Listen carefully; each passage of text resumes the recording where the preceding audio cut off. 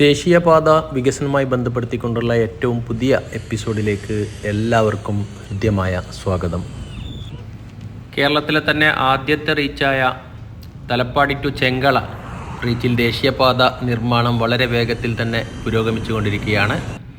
ബാക്കിയുള്ള എല്ലാ റീച്ചുകളെയും അപേക്ഷിച്ചുകൊണ്ട് ഊരാളുങ്കൽ കമ്പനി ഏറ്റെടുത്ത ഈ ആദ്യ റീച്ചിൽ ഏകദേശം 85% വർക്കുകളും ഫിനിഷ് ചെയ്തിരിക്കുകയാണ്. നിലവിൽ പ്രധാനപ്പെട്ട ഭാഗങ്ങളിലൊക്കെ നെയിം ബോർഡുകൾ സ്ഥാപിക്കുകയും അതുപോലെ തന്നെ speed control camera, signal, street light, bus stop തുടങ്ങി കാര്യങ്ങളൊക്കെയാണ് ഈ റീച്ചിൽ വർക്ക് നടന്നുകൊണ്ടിരിക്കുന്നത്.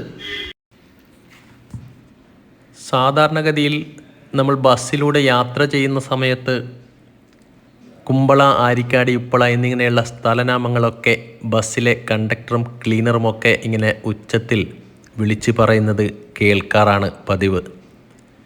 എന്നാൽ ദേശീയപാത വികസനത്തിൻ്റെ ഭാഗമായിട്ട് റോഡുകളൊക്കെ വികസിച്ചപ്പോൾ നമ്മുടെ നാടിൻ്റെ സ്ഥലനാമങ്ങളും ഇതുപോലെ വലിയ അക്ഷരങ്ങളിൽ വലിയ ബോർഡിലൂടെ കാണുന്നത് തന്നെ നമുക്കേറെ സന്തോഷമുള്ള കാര്യമാണ്. ഏറ്റവും വലിയ ടൗൺ ആയാലും ഏറ്റവും ചെറിയ ടൗൺ ആയാൽ പോലും സ്ഥലനാമങ്ങളൊക്കെ ഇങ്ങനെ പരിഗണിച്ചിട്ടുണ്ട് എന്നുള്ളത് തന്നെയാണ് ഏറ്റവും വലിയ കാര്യം. ഏകദേശം എല്ലാ ചെറിയ ടൗണുകളിലും ഇത്തരത്തിൽ നെയിം ബോർഡുകൾ സ്ഥാപിച്ചിരിക്കുകയാണ്. ഇനിയും ഒരുപാട് നെയിം ബോർഡുകൾ സ്ഥാപിക്കുന്ന വർക്കാണ് ഇപ്പോൾ നടന്നുകൊണ്ടിരിക്കുന്നത്. ഇതുപോലെ തന്നെ സർവീസ് റോഡിന് ഇരുവശത്തായിട്ടും അതാത് ടൗണുകളിൽ ബസ് സ്റ്റോപ്പിനടുത്തായിട്ട് ചെറിയ ചെറിയ സ്ഥലനാമങ്ങളടങ്ങിയ നെയിം ബോർഡുകൾ സ്ഥാപിക്കുന്ന വർക്കുകളും ആരംഭിച്ചിരിക്കുകയാണ്. നായ്മാർമുല ടൗണിൽ നിന്നുള്ള ദൃശ്യങ്ങളാണിത്. തലപ്പാടി, മുംബൈ എന്നീ പ്രദേശങ്ങളിലേക്കുള്ള കിലോമീറ്റർ ദൂരം, അതേപോലെ സ്ഥലത്തിൻ്റെ പേര് മലയാളത്തിലും ഹിന്ദിയിലും ഇംഗ്ലീഷിലും വരുന്ന രീതിയിൽ പ്രദർശിപ്പിച്ചിരിക്കുകയാണ്.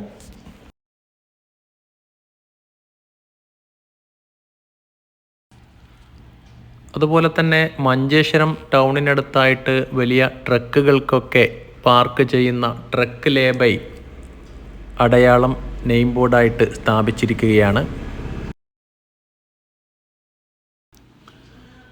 ഏകദേശം ഈയൊരു പ്രദേശത്തായിട്ട് സർവീസ് റോഡും കഴിഞ്ഞ് അങ്ങേ അറ്റത്ത് കാണുന്ന ഭാഗത്താണ് ട്രക്കുകൾക്ക് പാർക്ക് ചെയ്യാനുള്ള ഏരിയ.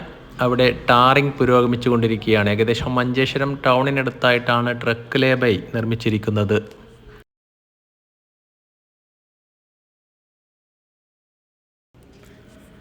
അതുപോലെ തന്നെ സ്പീഡ് കൺട്രോൾ ക്യാമറകളും അതുപോലെ തന്നെ സ്പീഡ് ലിമിറ്റ് ഡിസ്പ്ലേ ചെയ്യുന്ന ഡിസ്പ്ലേ ബോർഡുകളും മഞ്ചേശ്വരം കഴിഞ്ഞുള്ള ഭാഗത്ത് പ്രദർശിപ്പിച്ചിരിക്കുകയാണ്. ഇരുചക്ര വാഹനങ്ങൾ, കാളവണ്ടി, ഓട്ടോറിക്ഷ പോലുള്ള വാഹനങ്ങളൊന്നും പ്രധാനപ്പെട്ട ഹൈവേയിലേക്ക് കടക്കാൻ സാധിക്കുന്നതല്ല.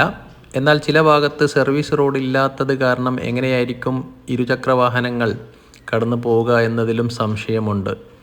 ഇവിടെ 3 ഡിസ്പ്ലേ ബോർഡുകളിലായിട്ട് യുവർ സ്പീഡ്, നമ്മുടെ സ്പീഡ് എത്രയാണ് എന്നുള്ള രീതിയിൽ ഡിസ്പ്ലേ ചെയ്യുന്ന ഒരു സ്പീഡ് ഡിസ്പ്ലേ LED ഇവിടെ സ്ഥാപിച്ചിരിക്കുകയാണ്. അതുപോലെ കാസർഗോഡ്, നായ്മാർമുല ഭാഗത്തും മഞ്ചേശ്വരം ഭാഗത്തുമായിട്ട് നെയിം ബോർഡുകൾ സ്ഥാപിച്ചുകൊണ്ട് വരികയാണ്. ഏകദേശം എല്ലാ ടൗണുകളിലും ഇതുപോലെ വലിയ നെയിം ബോർഡുകളും അതുപോലെ തന്നെ സർവീസ് റോഡിനടുത്തായിട്ട് ചെറിയ ബോർഡുകളും പ്രദർശിപ്പിക്കുന്നതായിരിക്കും.